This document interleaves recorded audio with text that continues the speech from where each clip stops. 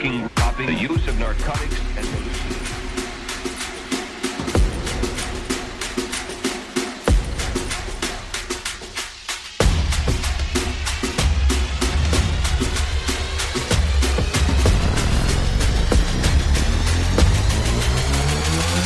Yeah.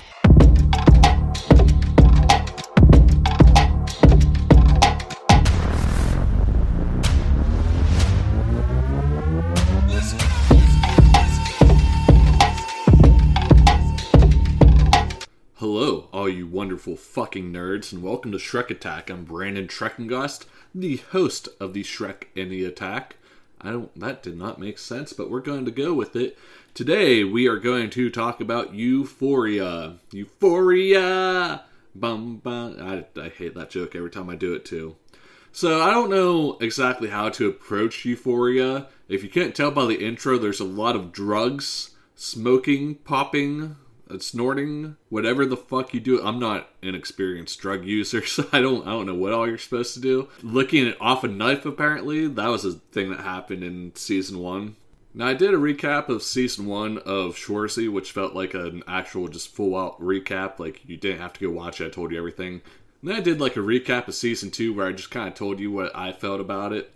I think in this one, I'm going to go character by character, because the characters are what kind of make this interesting, although this show could have just been renamed Daddy Issues, because that's the main plot to every fucking character, except for one, where it's Mommy Issues instead. I wish I could say I'm kidding, but like really 90% of the problems are just parents in this show, which tends to be the thing with all like dramas and whatnot. It really shows that the way you were raised affects a lot.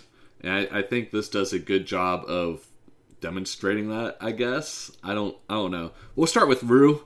Rue Bennett, Zendaya, who has, her daddy issues are that her dad passed away, unfortunately. And while he was sick, she took his drugs and became a drug addict, because that's normal. Rue loved her dad and spent a lot of time with him. I was sick watching TV, but he was blasted with painkillers. And one day she was like, I think these are cool, or I was told these are cool by somebody who probably isn't cool, and tried them and became addicted. And the show starts with her coming out of rehab, but she comes out of rehab with like the full intention of relapsing, which is, rehab's doing a great job, am I right? So she does. She relapses right away, goes straight to her drug dealer. Her drug dealer, who is actually like the only cool person in the show, is like, are you sure? But he's got to make that money. So, he ends up selling to her. And then she fights with her best friend, because her best friend is like, yo, you just got out of rehab. Like, what are you doing? And she's like, fuck you, man, drugs. Because that's how drugs work, apparently. At least in this show. I've seen a lot that relapsing and drug addicts not getting their fix and going through that withdrawal is a pain in the dick, but like Zendaya acted her ass off and really portrays this. There's a whole fucking scene where she's going through withdrawal, running from like her mom, her friends, the fucking cops, and she gets away and she goes and stays with her like new drug dealer at the time that she fronted $10,000 worth of drugs with no intention of paying back, and knew that she was probably going to get sold into prostitution, which, this show is wild. So that's really why I'm going over it. The show is a train wreck. Like, you should look away, but you can't. But it's one of those. It's a wild and crazy show. Zendaya also the only person who is never nude on screen. She's got that no nudity clause in her contract, so good for her. Way to go. She has on and off relationships with many characters, and I don't mean just romantically, I mean in general, because her drugs make her like very angry. And whenever she's on drugs, my god, some of the trips you take, I imagine this show would be I don't know, I never done shrooms. But I imagine this would be like the biggest trip to take on shrooms, because you would be watching a show about tripping while you're tripping. My first shroom experience, if I ever have it, has to be while watching a show. I don't want to put that in anybody's head. I'm not going to do shrooms. That sounds fucking terrifying. Let's taltalk about Leslie. It's Rue's mother, going through such a hard time, not only losing her husband, but now her daughter is a drug addict and she has to take care of her other daughter as well. I imagine it has to be frustrating watching your daughter go through it, because one of the things Rue does is constantly calls her a failure for letting her get into drugs. And I imagine that would just be tough as a mother or a parent in general. Gia, Rue's sister, gets into weed during the show, but it's Rue is like, yeah, what the fuck you doing? You can't be doing weed. Meanwhile, she's doing like fucking opiates and shit. So there's a lot of focus from the mother and Rue. Rue knows what she's doing is wrong to keep Gia clean, because they don't want the younger sister to get into that path of drugs, which I think is something cool. Like, the older sister's not peer pressuring her. She's like, yeah, what I'm doing's fucked. Don't fucking do this. It's a good message, really. Let's talk about Lexi real quick. Lexi is Rue's best friend. The nerd of the show, if you will. And Lexi, her character arc is fucking kind of the best one, probably, because she is this shy and nerdy girl who just kind of sits in the corner and watches, and she's made fun of a lot by her sister and her friends for, like, never having the balls to do anything. Like, not having the balls to talk to guys, not having the balls to, like, party, drink, live a little. And she ends up writing a play about everybody's lives during the span of these 2 seasons. And the way it's set up is real cool, because the play starts at the second to last episode of season 2. There is season 3 confirmed. I didn't know this, or else I probably wouldn't have watched it by now. Now I gotta wait for like a year or 2 for season 3, because fuck my life. But the way this play is handled is kind of cool, because it goes back and forth between reality and the play and shows the backstory of almost every single fucking character in the show. And Lexi has such a great arc, and then she starts gaining a romantic interest in Fez, the drug dealer of Rue, towards the end, which isn't going to go anywhere, unfortunately. Rest in peace, Angus Cloud. But, you know, it's kind of like, I was shipping it before. Like, I didn't know. Normally, the way celebrity deaths work for me is I find a show that they're in. They end up being a really good fucking character, or the only good character in the show. And then I find out they have passed and won't be in the future episodes. And it's always devastating. And, like, I'm so upset about it. We'll get to that more whenever we talk about Fez. But spoilers, by the way. Spoilers on everything. So I'm already talking about the end of season 2. I'll put the word spoilers in the title, but I feel like at this point, if you have listened to my podcast, you should just know if I'm talking about a show or a game or something, there's going to be spoilers attached to it. It's just, a lot of my friends, I will be like, I can't tell you, that's going to spoil it. And they're like, please fucking spoil it. And that's just how it goes. So I'm used to just spilling the beans now on every show. Anyway, Lexi, great character arc. Excited. She's going to be back for season 3. There are a couple characters that won't be back for season 3, including Kat. And let me tell you, Kat is a character I won't miss. I don't know what her purpose is. She is portrayed as the girl who is bigger and lacks self-confidence, and her way of feeling powerful is by being easy to get, to fuck.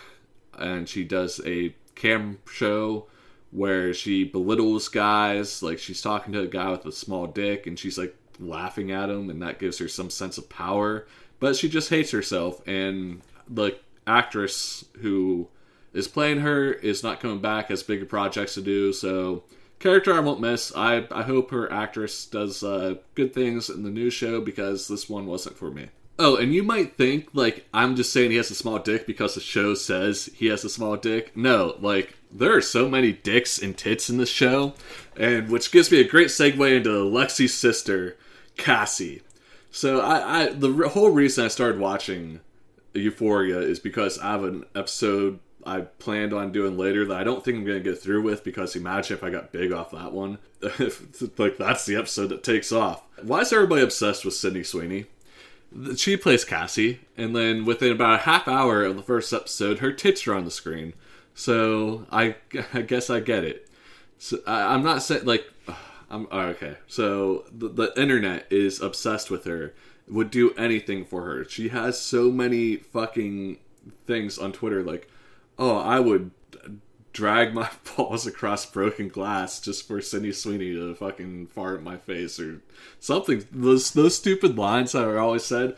And I never saw, like, she's a very attractive woman, but I didn't think she was, let me just simp my ass off for her, like, levels of attractive. Like, yeah, she's very attractive. And then I wanted to see, like, okay, what are people into? So I watched a few interviews, and she just kind of has this disassociated college girl vibe to her, which is not, it's not a compliment. And then whenever I watch her acting, it's the same thing. She doesn't really have a personality. I feel so bad talking about somebody like this, but there's no personality there, and that's coming from me. Like, I'm a very monotone, boring guy, but I should be famous based off this. I think I can act based off this. I can pretend to be uninterested in everything. I'm not a beautiful man. She is a beautiful woman. Yeah, I think the reason everybody is obsessed over her is because she is nude very often. I'm not, like, you see ass, you see boobs, and that, I mean, hey, listen, I've never been sad while looking at boobs. I don't think anybody's ever been, straight women aren't sad whenever they're looking at boobs. I want to throw it in here, post-editing, that Sydney Sweeney is much more than just ass and boobs. It's just, I hope she develops into a better actress if she's going to be the next big thing. That's all. Carry on. So, her character is just, she wants to be loved. She is dating a college guy, McKay, who also has daddy issues. Cassie and Lexi, daddy issues. Lexi's daddy issues are from Cassie's daddy issues. Cassie's dad went to buy cigarettes, never came back. Actually, he did come back once, and it was to rob them. And that, for some reason, made her never feel loved. So all she wants is loved. And she's dating this college guy. And the college guy's like, I'm struggling to love you because, like, your boobs are just everywhere. There's a video of you giving head. They end up not working out. And then she goes for the biggest douchebag of the show, who was dating her best friend, because she just wants to be loved. That's her whole thing. And let me tell you, if you look like that, you can be loved by whoever you want, apparently, because, like, every dude is into her during the show, which is fine, but her character is just not, it's literally, oh, I'm not good enough. I don't feel like, do you love me? I need loved. I'm craving attention. I need attention.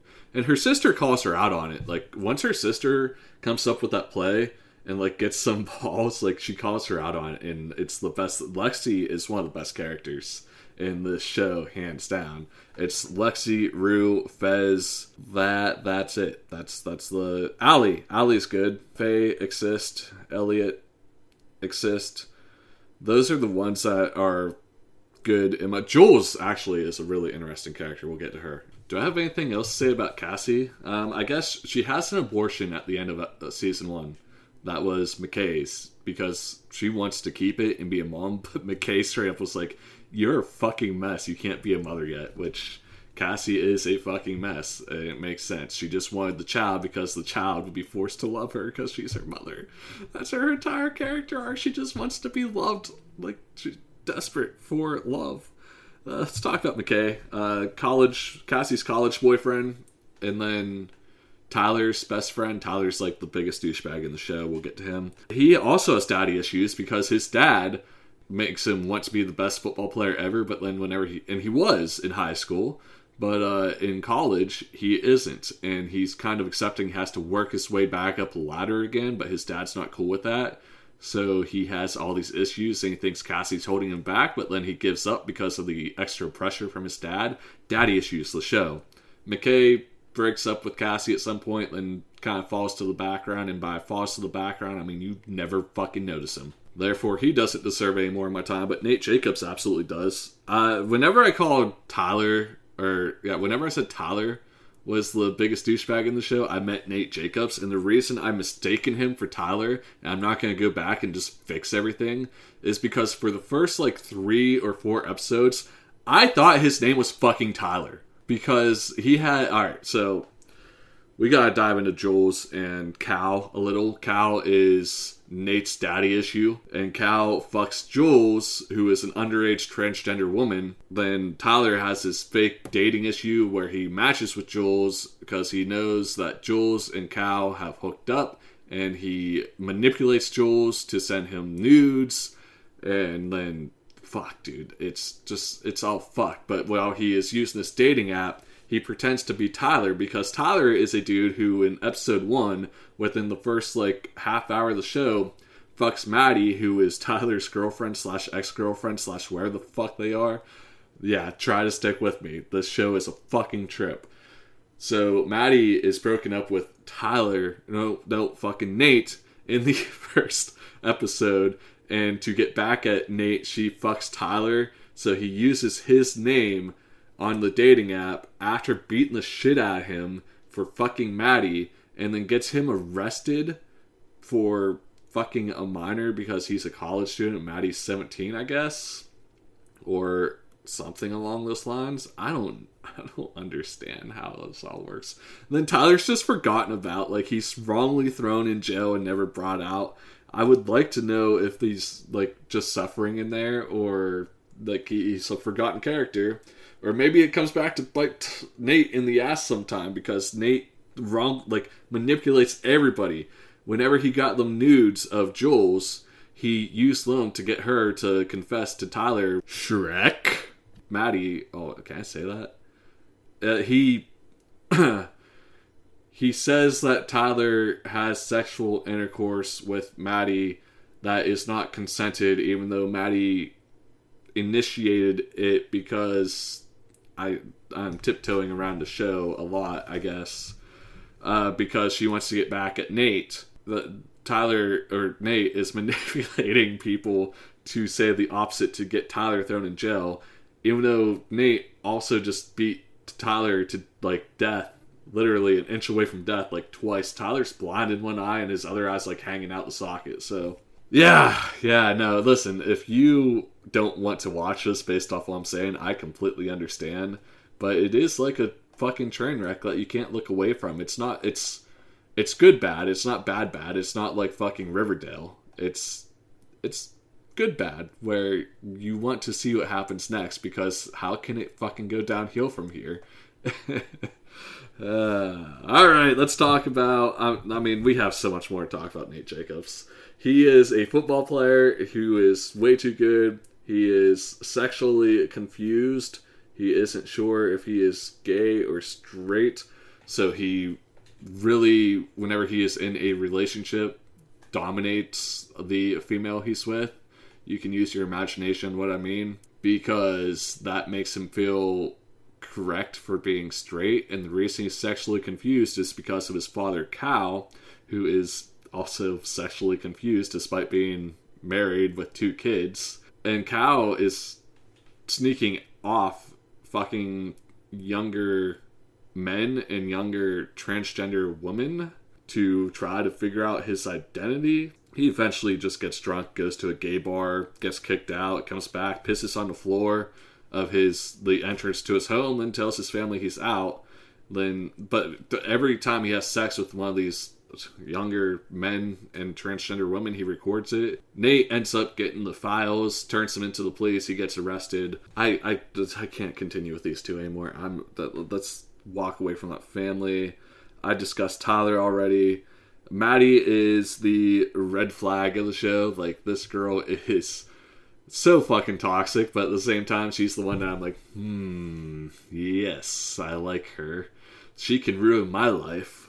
She was Nate's ex-current whatever girlfriend, and she finds out that fun fact, Nate and Cassie get together in season 2. She finds out that Nate and Cassie are fucking, so she wants to kill Cassie and does fucking hit her quite a bit. I'm gonna be all over the place now, am I not? We're gonna hit this real quick just because I feel like it needs to be said. It's the weirdest scene I ever saw in any show ever in my entire life. Cassie and Maddie are tripping on ecstasy. Cassie goes and finds some dude because she craves attention, craves being loved. And it's whenever her and McKay are having one of their fights. and then they ride a carousel together. You know, the merry-go-round, the thing with the horses that go up and down in a circle very slowly. And because she's on ecstasy and all horned up from this dude, she gets off on the carousel, literally from going up, and she like grinds herself on the horse. It's so fucking weird to watch. I don't like. That's why like you can't like. What am I supposed to do? Like I don't want to watch this anymore. But like it's so fucked. I need to.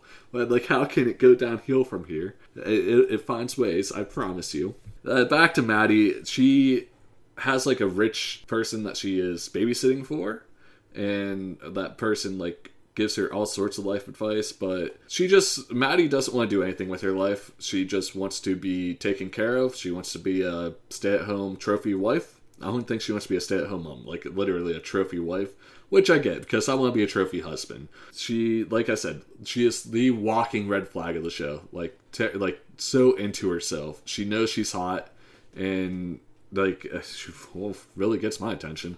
So, I don't know. Maybe that's my problem. Maybe I am into red flags, and that's why, like, I realize they're eventually a red flag, and that's why I don't ever date.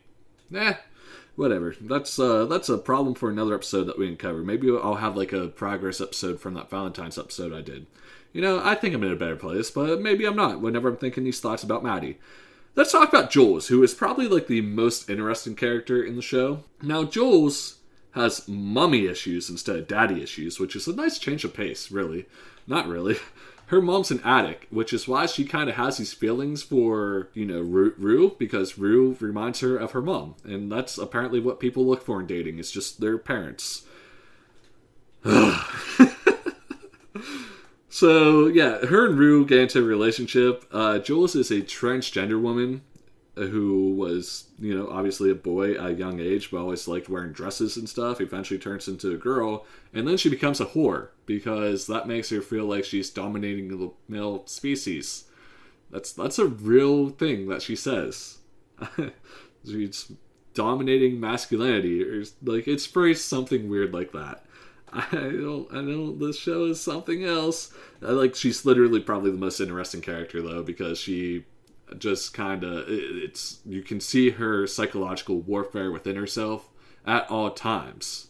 Like, there's nothing hidden about her. And she's, like, quite the opposite of Cassie, where Cassie just wants to be loved, and Jules just wants to love. Like, she craves loving people. I don't get that aspect, because I don't crave wanting to be loved, and I don't crave loving people. So I don't know. Like I said, Jules, it's one of those things where you need to watch it to understand. Jules is just a very interesting character. I'm gonna save the next three for a little bit. Let's talk about Ali. That's Rue's rehab sponsor, and he's just a cool cat. If he came out playing saxophone, I wouldn't be fucking surprised. He's just a real cool dude, and he gets Rue through a lot as an ex-drug addict himself, because he understands what goes through, what it takes to be reformed. I'm stumbling over my words now because the show has me so razzle-dazzled. Is that the proper way? It doesn't even matter. Post-editing Shrek here. This show broke my brain, if you couldn't tell. But it was a lot of fun to watch, I promise. I'm a little bit more together now that I haven't been talking about it for, 20, 30 minutes. I thought about cutting a lot of my broken brain moments, because I could technically stitch this up, but I've wanted you guys to get an understanding of how much my brain broke during this episode. Anyway, Ali is really good with Rue. He is considered a waste by his own daughter, from my understanding, or his daughters maybe, and that hurts. And sometimes Rue attacks that, because whenever you're going through withdrawal, I guess you're just you're a bitch. He takes a few hits on the chin verbally from Rue, but always forgives her and shows her how important it is to forgive and take care of people that you are, you love and care for. Which I think he's a good role model, and he's probably the only good role model in this show. Lori we can't talk about Lori yet. Ethan was Kat's boyfriend, or I guess ex. He also is the lead of the play for that Lexi throws together. He's a really good character because he dates Kat and ensures her through all her self-confidence issues. But whenever Kat starts pushing him away because she wants to break up with him, he doesn't, like, she tries to make it sound like he has an issue with her. And he's just like, yeah, I'm not taking this bullshit. If you want me to have an issue with you, this is the issue we have. I'm breaking up with you. So Ethan, good character in my book, kind of a side character, but he's good. He's good. Elliot is, and I have Rue's new friend, enabler, and fucks Jules. So he meets Rue at a party. Rue is literally about to die. He gives her, I believe it's Adderall, and she says this saves her life, and they become really good friends off that. And he just, during a time that she's supposed to be sober because Jules wants her to be sober, and she's hanging out with him behind Jules' back and then like doing drugs, and then Rue introduces Jules to Ethan. They do this whole like dare thing where they just dare each other to do stuff because they're teenagers, I guess. I swear, like, I didn't do half the thing these fucking guys did during their senior year of high school. I don't get it, but they did these dares. Eventually, one thing led to another. Jules and Elliot end up fucking. Rue and Elliot they're basically a threesome. That's what it comes down to, but whenever Rue relapses and Jules finds out, Rue does withdrawal bitch things, and they're not, like, angry at each other at the end of the show, but they are, like, on the mend, because there was a big falling out, and that's something that Season 3 is probably going to have to cover a lot of. We'll get to Season 3 predictions at the end. Now let's talk about the drug dealers, drug addicts, the drug cartel. Fezco, best character in the show, hands down. And the actor that plays him, Angus Cloud, has passed away to an accidental drug overdose. His father passed away. He was on antidepressants, accidentally overdosed on them, and cocaine, I believe the report said. It sucks because he truly was the best character, hands down, not even close. He's a drug dealer, but he cares about Rue. He cares about the people he is around. His younger brother, quote unquote brother, because it's hard to explain. Ashtray is killing everyone, and he's covering for him. Mouse was his drug dealer. Ashtray kills him to protect Fezco, but then Fezco covers for that murder. Fezco takes in Faye, who is Custard, whoever the fuck this guy is. Custard has his girlfriend. Custard is a guy. It's Custer. I'm calling him Custard, though. He's a guy who buys off the same supplier as Fezco does. And he finds out about Mouse being killed and starts being an informant to the police. And while he's doing that, he needs somebody to take his girlfriend in. His girlfriend is like a terrible drug addict, just so into drugs that she can't take care of herself, apparently. So, like, Fezco, being the good guy he is, takes her in. No questions asked. And then he starts to reform her. Like, by the end, Faye is more capable because Fezco has taught her to be more capable and gets her away from drugs a little. Like, doesn't completely cut her off, but doesn't make it so she's just stoned or high or whatever 24/7. Fezco cuts off Rue because Rue is destroying her life, and he doesn't want to see that. Fezco shows Lexi interest at a party, encourages her to go through with this play, gives Lexi confidence. Fezco, at the very end, gets shot protecting Ashtray from the cops whenever they raid his place, and he's fully planning on taking the fall for Ashtray. Now, Ashtray gets murdered in the show. Angus Cloud passes away in real life, and this is a bummer.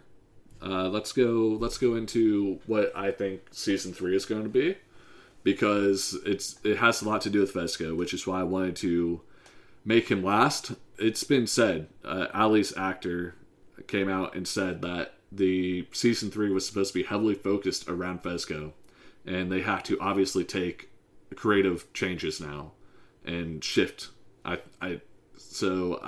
coming up with what I think, because Season 2 ended with Rue being sober for the rest of the school year. Now, it's been a couple years, and the actor who plays Nate says that he's starting to look too old for the show, so they need to do a time jump. So I think what we're going to do is we're going to time jump until the end of college. I think we're going to go from the senior year of high school to the senior year of college. And if you don't understand how we got to season 3 already, I don't either. So bear with me. This week has been hectic. In 1 hour, I have to go to a 17-hour shift. I'm tired. I'm exhausted. I wanted to take next week off, but I'm going to go ahead and go through with it. So, but the week after might be a mental health week for me. There are things happening next week I have to get off my chest. We have rants coming next week, so I hope you look forward to that. Anyway, so season 3, I believe we are going to get a time jump, like I said, to like the end of the senior year of college or whatever they fucking do after high school, because surely not all of them are going to college. They aren't all that smart. I believe it will be heavily focused on mending the relationship between Jules and Rue. I think they are going to probably not talk for the duration of the time jump. And this is all completely just my prediction. There's been nothing, I've read nothing except for season 3 was supposed to be heavily revolved around Fezco. And it obviously cannot be heavily revolved around Fezco because this actor has passed. I believe a time jump will also help with the actors and actresses, which I don't have a full list of. I just know Kat's not coming back. The guy who plays Nate says he's getting too old. I believe it will give... I don't think Cal is coming back either, Nate's father, but he's arrested, so at least you can play that off. The last scene that Fezco was in, he got shot. I don't want them to kill him off. I would like them... all he wanted was to be a farmer, so I would like them to say that he had a full recovery and went to peacefully farm. And that way, if the actress, who I believe is confirmed to come back actually, that plays Lexi, wants an out too, they can say that they made up, and like they can have her be the one that's like, yeah, Fezco recovered, he wants to be a farmer, he wants to live the drug life behind, I'm gonna go live with him on the farm. Gives her an out if she wants out too. That'd be fine. You can write those characters off, they get their happy ending. Fezco is shot. I don't think that's the route they're going to take. They're probably just going to kill off his character, which just poor taste in my... the family has to watch him pass again. You know, it's not in good taste in my opinion, but it's probably what the writers will do, just from what the show is so far. Cassie can play her role as disassociated college girl because that's what Sydney Sweeney does best. I'm sorry. If you like Sydney Sweeney, I'm sorry. Not for me. Her acting doesn't do it for me. Her personality in interviews is dull. That's just how I feel about her. And I just don't see why everybody's so obsessed. Maddie, she needs to figure out how to not just be so self-absorbed. And I don't know if that's going to happen. Maybe the show just gets her somebody who cares about her and that helps her. Would be cool. I don't see them going past season 3. I think season 3 is going to have to end it because of the people leaving and just, you know, the situations they're in. A lot of actors and actresses were done, from my understanding, and they came back. There was that strike delaying stuff. There was COVID delaying stuff. The show just has not had a clean run. We need to get Rue out of her issues with Lori, who was the new supplier for Fezco after Ashtray killed Mouse. Because Lori is set to sell her into prostitution. I'm not sure how they're going to tackle that, but I'm sure it will have something to do with Jules being a fucking genius or something. It's really hard to say. Actually, it would be really cool if Faye took care of things, because Custard died, Ashtray killed him.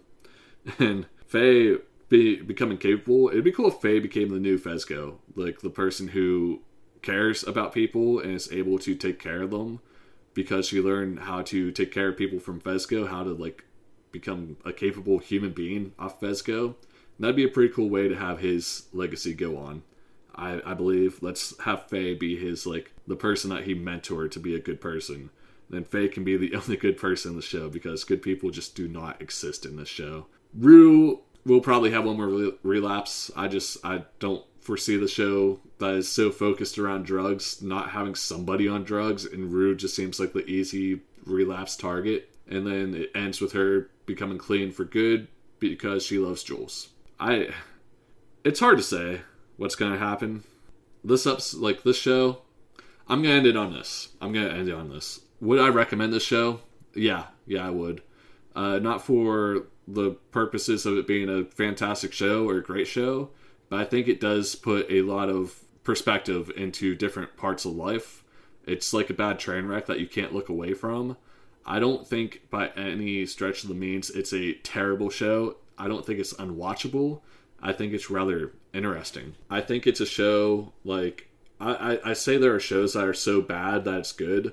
And the show is one of those shows that's so bad that it's good, but in an interesting way where it tackles a different psychology that you don't typically see in shows. There's a very psychological aspect to it. There are characters trying to become better people, but they're weighed down.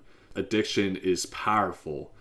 Being wanted is it tackles real life issues in ways that you probably haven't seen before in television series, and that makes it very uncomfortable. That's the bad is that it's so uncomfortable to watch, that it's such a fucking train wreck, but you want to see what happens. I actively find myself wanting to see these characters outside of Nate Jacobs to become better people. I just want to see Nate Jacobs get his ass kicked, because he does a really good job of being such a fucking douchebag. Which is, he's supposed to be a bad guy. Like, he's doing a great job. That's what he's supposed to be doing. He's supposed to make you not like him. I'll be watching season 3.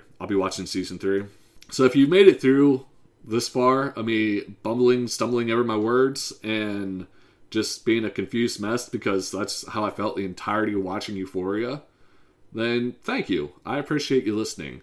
If you would like to follow me on the social medias, my personal account is @TheRealBShrek. That's @TheRealBSCHREC. On any platform, if you look it up and you don't find me, I'm not there. Shrek Attack has a Facebook, an Instagram, and a TikTok. If you would like my free agency takes in the NFL, I have been putting them on TikTok, which I've been transferring over to the Instagram and the Facebook. So you can get my free agent reactions over on the social medias. I'm not going to bog down and change topics in the middle of a podcast just to do NFL free agency takes. That's just how I kind of decide to tackle it. So those, once again, Facebook, Instagram, TikTok, @Shrek Attack, SCHREC, just like it is in the title. If you found this podcast, you can find those social medias. If you enjoyed this podcast, please leave a rating, share it with a friend, share it with everyone. That way we can get me to new ears. I am 2 likes away on Facebook from getting to 69, so if you can convince 2 people to like it, I will never complain. I will never ask another person to follow me. I'll be content at 69 likes, followers, the rest of my life. For real. Like, get me to 69. Memes. I appreciate you guys for listening. As always, don't do drugs and hit the fucking music. Yeah.